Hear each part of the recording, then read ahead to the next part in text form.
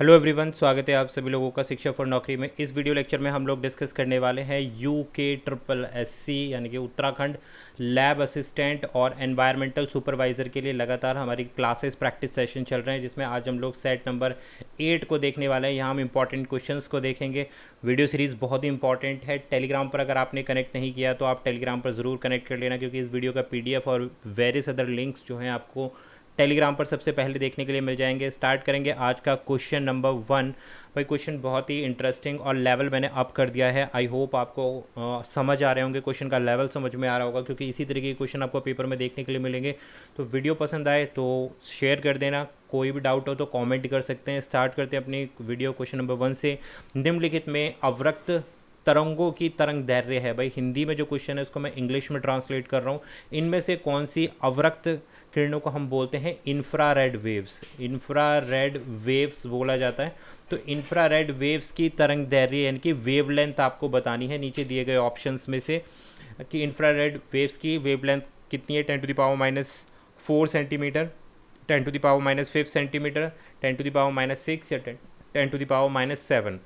तो देखिए infrared waves की, जिसको अवरक्त तरंगे बोलते हैं, इनकी वेवलेंथ होती है ऑप्शन नंबर ए 10⁻⁴ सेंटीमीटर। भाई फिजिक्स से लिया गया क्वेश्चन है। इस तरीके के क्वेश्चन डेफिनेटली आपके क्वेश्चन में बनेंगे। प्रीवियस ईयर के पेपर्स अगर आप देखेंगे तो लेवल इसी तरीके के क्वेश्चंस का है, उसी को हम प्रैक्टिस करते चल रहे हैं। सेट नंबर 8 चल रहा है। हिंदी इंग्लिश दोनों में, हिंदी में क्वेश्चन दिए हैं, इंग्लिश में मैं सारी चीज़ें आपको एक्सप्लेन कर रहा हूँ, तो कोई भी आपको घबराने वाली बात नहीं है। क्वेश्चन नंबर 2 आ जाता है हमारे पास। ऊष्मा की संवेदनशीलता उत्पन्न होती है। ऊष्मा बोले तो हीट, संवेदनशीलता यानी कि जो सेंसिटिविटी है, sensitivity of heat is produced by. आप ऐसे क्वेश्चन को इंग्लिश में ट्रांसलेट कर सकते हैं। ऑप्शन है एक्स रेज द्वारा, अल्ट्रावायलेट रेज द्वारा यानी पराबैंगनी किरणों द्वारा, अवरक्त यानी कि इंफ्रारेड वेव्स द्वारा, या फिर रेडियो तरंगों द्वारा। तो देखो इंग्लिश में कन्वर्ट करने में कोई भी प्रॉब्लम नहीं है, तो कोई प्रॉब्लम होनी नहीं चाहिए आपको इंग्लिश में भी, जो भी स्टूडेंट इंग्लिश में पढ़ते हैं। तो क्वेश्चन नंबर 2 के लिए राइट आंसर है कि ऊष्मा की संवेदनशीलता, sensitivity of heat is produced by, right answer है हमारे पास ऑप्शन नंबर सी। यहाँ पर अवरक्त किरणें आ जाता है, यानी कि इंफ्रारेड वेव्स के द्वारा। इंफ्रारेड वेव्स इसका अबिस्ट उत्तर है क्वेश्चन नंबर 2 के लिए। Option number C is the right answer. Next बढ़ते हैं भाई। क्वेश्चन नंबर आता है हमारे पास 3rd। अब क्वेश्चन 3rd क्या बोलता है ये देख लेते हैं। सबसे लंबी तरंग है, द लॉन्गेस्ट वेव्स, नीचे दिए गए ऑप्शंस में से लॉन्गेस्ट वेव्स कौन सी है। रेडियो वेव है, गामा रेज हैं, सूक्ष्म वेव्स हैं, या फिर एक्स रेज हैं। तो आपको बताना है सबसे लंबी तरंग, लॉन्गेस्ट वेव, इनमें से कौन सी है। तो option number A is the right answer. जो रेडियो वेव्स होती हैं भाई, radio waves are longest waves, इस चीज़ को ध्यान रखना। सबसे लंबी तरंगे होती हैं वो कहलाती हैं हमारी रेडियो वेव्स कहलाती हैं। देखो यहाँ से फिजिक्स के कई सारे कॉन्सेप्ट्स आपको क्लियर हो जाएंगे। वेव्स वाले चैप्टर से ये क्वेश्चन लिए गए हैं। नेक्स्ट आता है हमारे पास क्वेश्चन नंबर 4 पर हम आ चुके हैं। This is question number 4। Planck नियतांक, प्लांक कांस्टेंट का विमीय सूत्र क्या होगा। अब विमीय सूत्र क्या होता है, जो डायमेंशनल फार्मूला होता है, जिसको हम बोलते हैं डायमेंशनल फार्मूला। किस चीज़ का डायमेंशनल फार्मूला पूछा गया है, प्लांक कांस्टेंट का डायमेंशनल फार्मूला पूछा गया है। ml⁻², ml2⁻3, ml2⁻1 या ml0⁻3। तो देखो प्लांक नियतांक यानी कि प्लांक कांस्टेंट की जो विमीय सूत्र है, that is option number C is the right answer. अब सी क्या है भाई, ml2⁻1 जो है प्लांक कांस्टेंट का डायमेंशनल फार्मूला है, और विमीय सूत्र आप बोल सकते हैं। तो C is the right answer. Next बढ़ते हैं क्वेश्चन नंबर 5 के साथ में। Again very important question. एक गतिशील फोटोन का द्रव्यमान क्या होगा, यानी कि मूविंग फोटोन का मास पूछा गया है, द्रव्यमान पूछा गया है कि क्या होगा। C/h होगा, h/न्यू होगा, h न्यू होगा, या h/c² होगा। तो क्वेश्चन नंबर हमारे पास आ चुका है 5 क्वेश्चन पर हम पहुंच चुके हैं। तो राइट आंसर है इसका क्वेश्चन नंबर 5 का option number D is the right answer. h/c² is the right answer for question number 5। एक गतिशील यानी कि मूविंग फोटोन का जो द्रव्यमान होगा, दैट इज h/c²। नेक्स्ट पढ़ते हैं अब क्वेश्चन नंबर फिफ्थ हमने देख लिया, क्वेश्चन नंबर 6 पर हम आ चुके हैं और ये क्वेश्चन नंबर 6 हमारा केमिस्ट्री का क्वेश्चन है। अब देखते हैं क्या है भाई, निम्नलिखित में से कौन सा सर्वाधिक विद्युत ऋणात्मक है, यानी कि इनमें से आपको बताना है कौन सा इलेक्ट्रोनेगेटिव है। कार्बन है, सिलिकॉन है ऑप्शन बी, ऑप्शन सी है लेड और ऑप्शन डी बोला गया है टीन। आपको बताना है सबसे ज़्यादा विद्युत ऋणात्मक यानी कि इलेक्ट्रोनेगेटिव कौन सा है। राइट आंसर है ऑप्शन नंबर ए। यहाँ पर क्वेश्चन नंबर 6 के लिए राइट आंसर कार्बन जो है इन सब में से सबसे ज़्यादा विद्युत ऋणात्मक का मतलब होता है निगेटिव, इलेक्ट्रोनेगेटिव। बात क्लियर हो रही है? तो option number A is the right answer. Next question number आता है हमारे पास 7। अब क्वेश्चन 7 बोलता है तत्वों की विद्युत ऋणात्मकता का बढ़ता क्रम क्या है, ये आपको पहचानना है। तत्वों यानी कि एलिमेंट्स का इलेक्ट्रोनेगेटिविटी पीरियोडिक टेबल में पूछा गया है। ये पीरियोडिक टेबल से आपका क्वेश्चन लिया गया है। पीरियोडिक टेबल में तत्वों की जो एलिमेंट्स की इलेक्ट्रोनेगेटिविटी का बढ़ता क्रम क्या होता है, ये आपको बताना है। इनमें से आपको बताना है कार्बन, नाइट्रोजन, एसआई, फॉस्फोरस में से कौन सा यहाँ पर राइट कॉम्बिनेशन लिखा है जो ये बताता है कि जो एलिमेंट्स नीचे दिए गए हैं वो इंक्रीजिंग ऑर्डर में है इलेक्ट्रोनेगेटिविटी की टर्म्स में। तो राइट आंसर है क्वेश्चन नंबर 7 के लिए ऑप्शन नंबर सी। अब ये ऑप्शन नंबर सी क्या बता रहा है भाई, ये बढ़ता हुआ क्रम बता रहा है, यानी कि एसआई का इलेक्ट्रोनेगेटिव कम होगा पी से, पी का कम होगा सी से और एन का सबसे ज़्यादा होगा। कहने का मतलब है कि जब हम पीरियोडिक टेबल देखते हैं भाई, देखो यहाँ समझ लो, पीरियोडिक टेबल में जब हम इस तरीके से बढ़ते हैं यानी कि रो वाइज बढ़ते हैं तो क्या होता है भाई, रो वाइज जब हम बढ़ेंगे तो इलेक्ट्रोनेगेटिविटी इंक्रीज होगी, इस चीज़ को ध्यान रखना।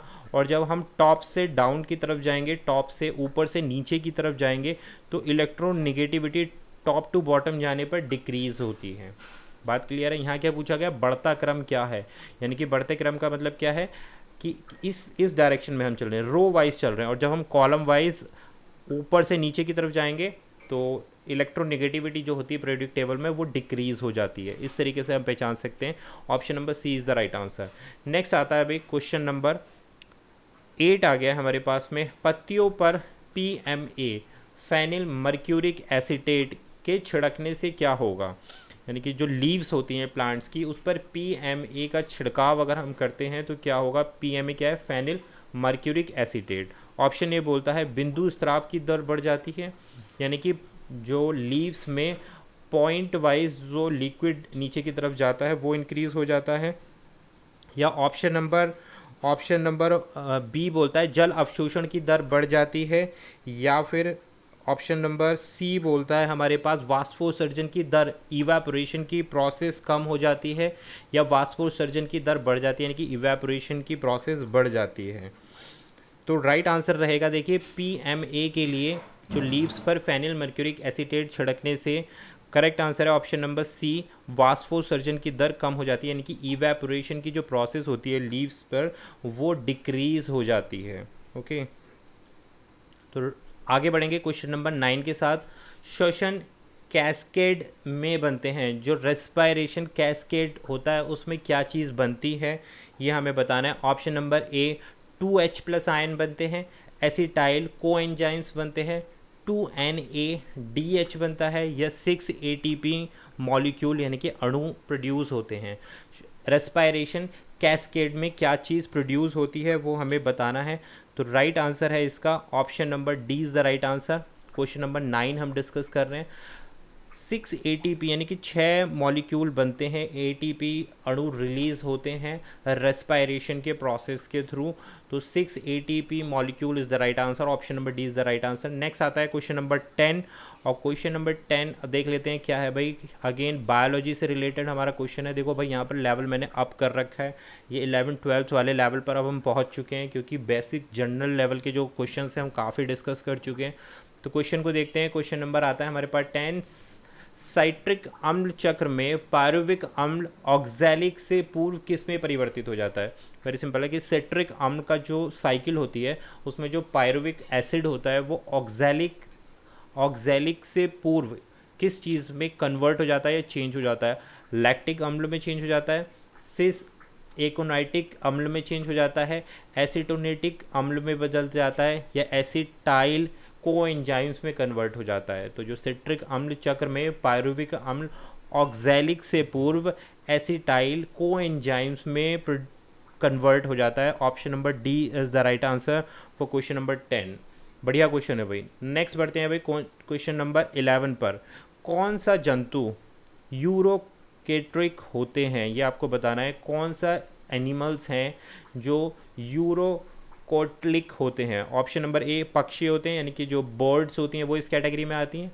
मछली आती हैं, मेंढक आते हैं, टॉड जिनको बोलते हैं, या फिर ह्यूमंस आते हैं यानी कि मनुष्य आते हैं। तो कौन से ऐसे जंतु हैं जो यूरिकोट्लिक कैटेगरी में आते हैं। तो ये होता है हमारे पास ऑप्शन नंबर ए बर्ड्स जो होती हैं ना पक्षी, वो इस कैटेगरी में आती हैं। ए is the right answer for question number 11। Next बढ़ते हैं भाई क्वेश्चन नंबर 12 की ओर। तो क्वेश्चन नंबर 12 बोलता है बोमन कैप्सूल के द्रव को कहते हैं। इंपॉर्टेंट क्वेश्चन है भाई, बायोलॉजी से रिलेटेड क्वेश्चन है।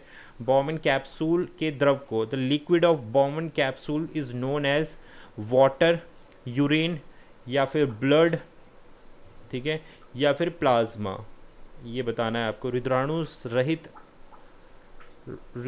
रहित रुधिर प्लाज्मा, या रुद्राणु रहित रुधिर ब्लड कहलाता है, या फिर यूरिन कहलाता है, या फिर वाटर कहलाता है। बोमन कैप्सूल के लिक्विड को हम क्या कहते हैं। तो राइट आंसर है हमारे पास option number D is the right answer. रुधिराणु रहित रुधिर प्लाज्मा इसको हम बोलते हैं। D is the right answer. Next बढ़ेंगे भाई, क्वेश्चन नंबर आता है हमारे पास 13। अब क्वेश्चन नंबर 13 क्या बोलता है भाई, हार्मोन होते हैं। जो हार्मोन्स हैं वो क्या होते हैं। एंजाइम होते हैं, बी रासायनिक संवेदन वाहक होते हैं, यानी कि जो केमिकल संवेदक वाहक का मतलब होता है कि जो प्रोसेस जो सेंसिटिविटी को महसूस कराता है। ऑप्शन नंबर सी ग्रंथीय स्राव होते हैं, या फिर उत्सर्जी उत्पाद होते हैं। उत्सर्जी उत्पाद का मतलब होता है एक्सक्रीटरी, जो एक्सक्रीटरी प्रोडक्ट्स होते हैं उनको उत्सर्जी उत्पाद बोला जाता है। तो हार्मोन्स क्या है बेसिकली, ऑप्शन नंबर बी रासायनिक संदेह वाहक होते हैं। हार्मोन्स क्या करते हैं हमारे ब्रेन में क्या करते हैं कि केमिकल रिलीज़ होता है जो मैसेज को पास ऑन करने का काम करता है। तो वही हार्मोन्स होते हैं, एक तरीके से संदेशवाहक मैसेजिंग का काम करते हैं ये केमिकल फॉर्म में। तो hormones, B is the right answer. तो भाई ये थे आज के हमारे इंपॉर्टेंट क्वेश्चंस। आई होप आपको समझ आए होंगे। जो लेवल ऑफ क्वेश्चन आपको पसंद आया होगा। कोई भी डाउट है तो कमेंट कर सकते हैं। वीडियो पसंद आई है तो अपने फ्रेंड्स लोगों के साथ, जो लोग भी प्रिपेयर कर रहे हैं UKSSC लैब असिस्टेंट और पर्यावरण पर्यवेक्षक, उन लोगों के साथ में शेयर कर सकते हैं। मिलेंगे आपसे एक और नई वीडियो के साथ में। Thank you for watching.